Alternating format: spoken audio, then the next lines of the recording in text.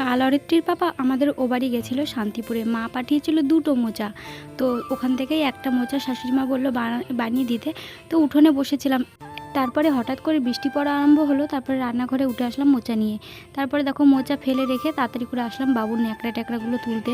তারপরে ছাগল তুলতে আসলাম। তো আমার কত কাজ দেখেছো। তারপরে শ্বশুরমশাই গেছিলো ভেন্ডি তুলতে।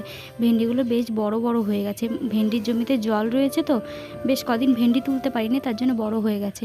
ওদিকে মোচাটা কেটে নিয়েছি, আর ভেজা ন্যাকড়াগুলো ওই যে ওখান দিয়ে মেলে দিলাম খাটের সাথ দিয়ে।